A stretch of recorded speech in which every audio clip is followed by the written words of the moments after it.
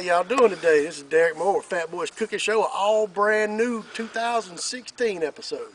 Today we're going to go back old school. As you can see here, my dad and my wife built an old school smokehouse.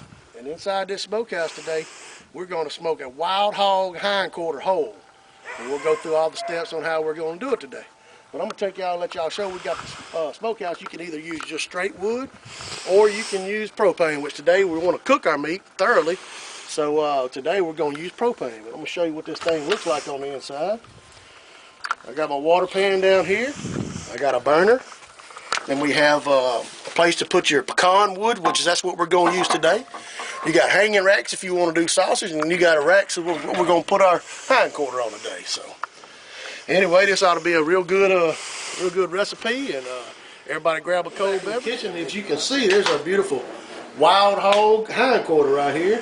I've got it all dried down. It's already been thawed out and dried down. If you see, I've cut off a lot of this excess membrane and stuff. I like to leave a little bit on there. It gives a little bit of good, fat flavor to it, and that's what you always want with pork. So what we're going to do now is we're going to use the Tony Chachere's injectable. We're using jalapeno butter today, and we're going to go ahead and pour this in here. And, I'll get my pocket knife out,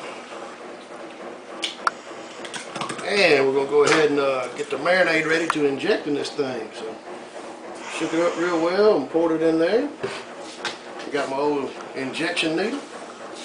I'll go ahead and draw a full syringe of it. You want to get it down all the way down in there, close to the bone as you can get it. And then just fill her up. Use as much of this as you can. That's what's going to keep the hindquarter moist and stuff throughout the smoking process. There's the bone right there.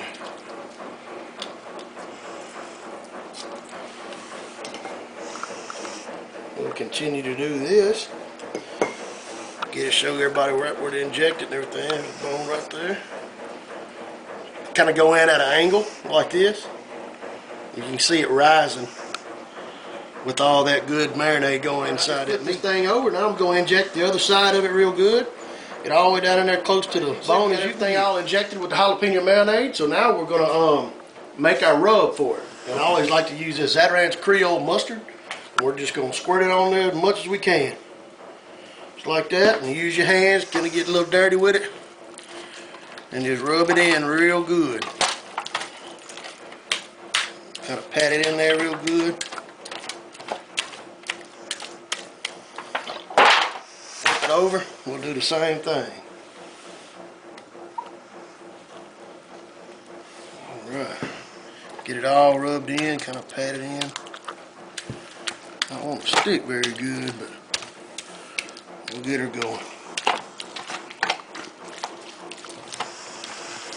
Alright, now I'm going to give it a good quick, wash my hands real quick. Got it all rubbed down with Creole mustard. And now we're going to use one of our sponsors, and my favorite rub is the Chupacabra rub from Two Gringos out of San Antonio, Texas. We will put a link to their website on the video.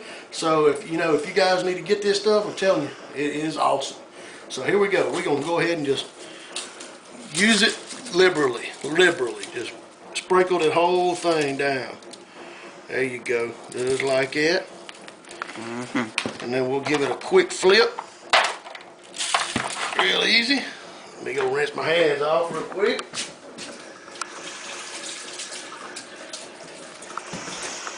Alright, here we go. And like I said, use this stuff liberally. This stuff is awesome. It's going to be real good on this wild pork. Alright, I've got that on there. My next step is, I'm not very good at making a bacon weave, so I'm going to get my beautiful wife, Christy, in here to make this bacon weave. My beautiful wife, you got to excuse her, she's very camera shy. But we tried to get her to do it on camera. She wouldn't do it, so we can show everybody how to do it. But anyway, she made the bacon weave for us to put on top of it. So right now, we're going to go out and we're going to get the smoker ready. But right now, we'll talk a little bit about what I got. I got a spray bottle, just a general kitchen spray bottle. And I've got half of apple cider smokehouse. And we're going to go ahead and get this thing fired up. Go ahead and turn my propane on. Turn my regulator down. We're going to open our bottle all the way up. Got my long lighter here.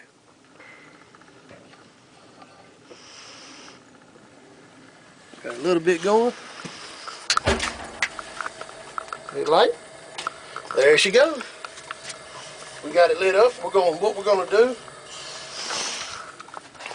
we want to bring our temperature up real slow. We don't want to cook no higher than about 250, 275 degrees on this today. As you can see right here, I've got a little stack of pecan wood chunks. We're gonna go ahead and get that smoke rolling in there. Go ahead and throw a bunch of this in there. It's kind of damp. And you're just gonna put it right in here in your pan right there.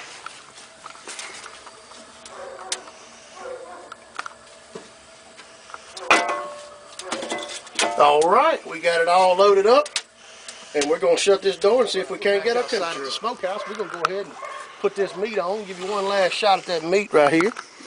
All right, we'll go ahead and open the smokehouse up. We got it about 200 degrees right now. I'll get my stopper. I can make it work. All right, here we go. Look at that. Boy, that's what I'm talking about. Lay it right here on this grate. Now, all right, I'm going to dry my hands off. I'm going to dry my hands off, and I'm going to show you what I got here. I got a new little toy here.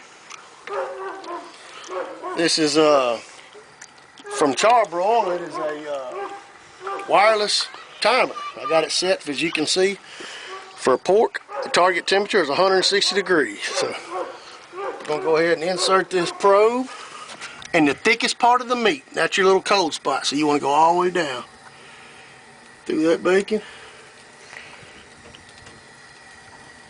Let's see.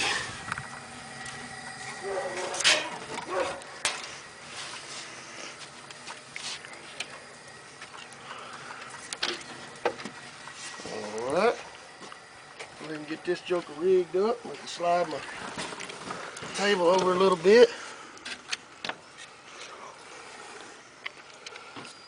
The deal may not be long enough.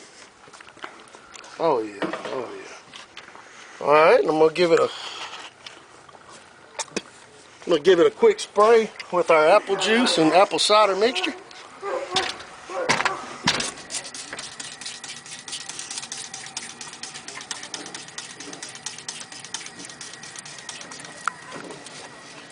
And I'm going to add a couple more pieces of this pecan wood.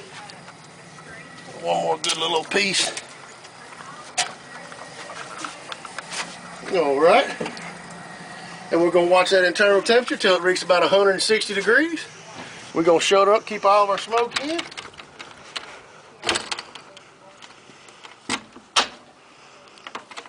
Lock it down real tight. And we will be back with y'all when we check on the timer. It's been right at 1 hour on this wild hog tenderloin. We're going to open it up, check it out. Spray a little of our apple juice spray on it. Look at that. Look at that, boy. That's what I'm talking about. All right. Let's give it a good spray down. All right. We're at the 4-hour mark on this deal.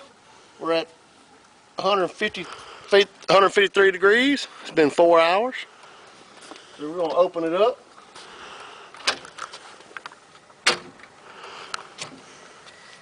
Look at that bad boy right there. Look at that right there. We're going to go ahead and shoot it down with our apple juice mixture. Ooh, smoky, ain't it? Man. Look how good that looks right there, boy. All right, as you can see, we finally reached temperature at the 5 hour and 18 minutes. So we're going to go ahead and open this up and pull this bad boy out of here. If you don't mind, cameraman, hold that up. There you go. Go ahead and cut our fire off. All right. We got a special assistant here, Peyton. All right. Got to find somebody. Right, as you can see, we've had quite a few beverages while we had that wild hog hindquarter cooking. Got it covered up. Let that sun gun sit for about an hour or so. And in that meantime, we're going to go ahead and cook a Cajun rice pilaf to go with that. So we're going to show you how this stuff goes. And let me get my phone going. All right, here we go. This is one of my favorite recipes right here. It's Cajun rice pilaf.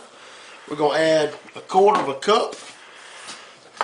So you want to go ahead and, we just add the whole damn. You can't go no better, no wrong, nothing wrong with all that butter. And turn it on about 7.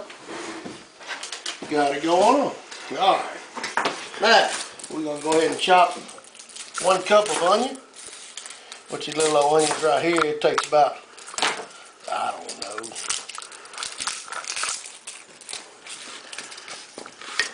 2 little old onions. We'll cut the little bad part off of them. There you go.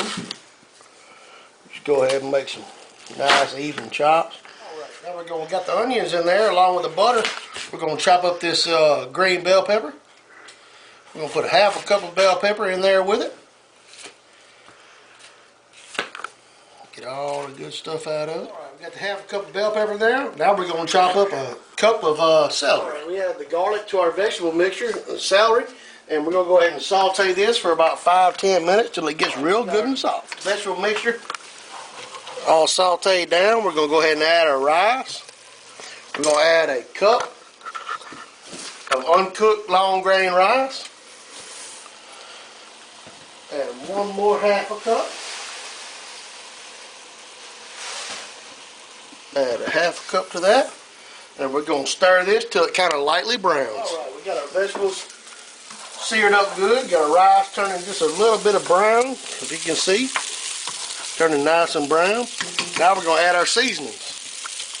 We're going to add a tablespoon of salt, which I do everything by hand. So, the salt and the pepper. We're going to add parsley flakes.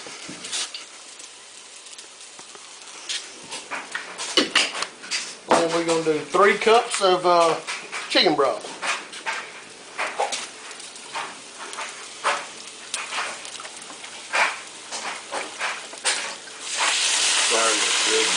One,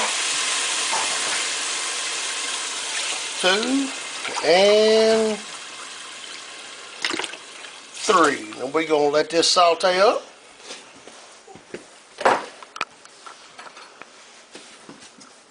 Give it a good stir.